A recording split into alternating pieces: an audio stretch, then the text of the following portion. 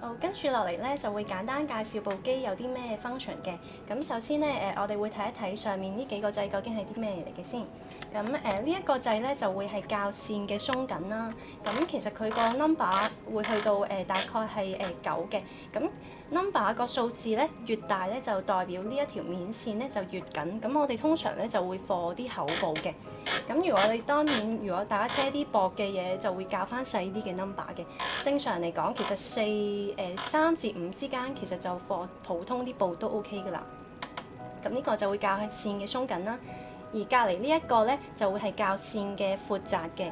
咁亦都係啦，越闊嘅時候咧就會係個闊度越大嘅，而越細 number 咧個闊度咧就會越窄嘅。咁陣間咧都會示範俾大家睇個分別係啲咩嘅。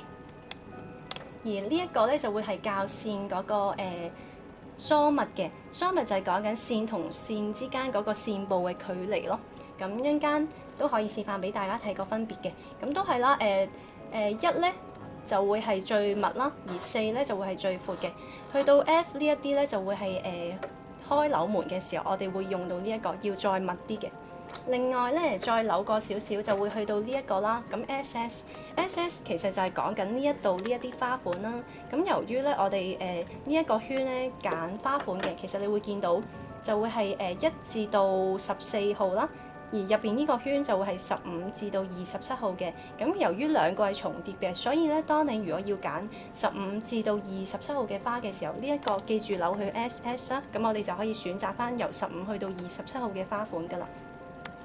咁而呢一個咧就會係其實就會揀翻你唔同嘅想要唔同花款嘅 number 啦。譬如我想揀呢一個1號嘅，1號咧就係開扭門嘅，咁我哋可以扭翻呢一個啦。咁其實一格一格扭嘅啫。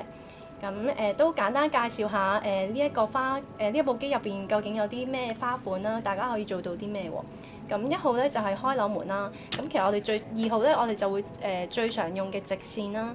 咁譬如去到4號啊、5號呢一啲咧，就會愛嚟做挑腳嘅。而至於其他有啲咧，就會係一啲裝飾嘅花款啦。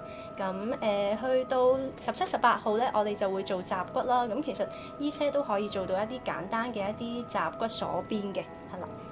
咁呢下面呢一啲都會係一啲裝飾嘅花款比較多咁樣嘅。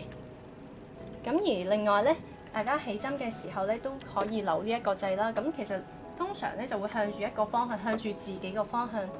向住自己啦，一路扭啦，咁支針咧就會上上落落噶啦，咁樣咯。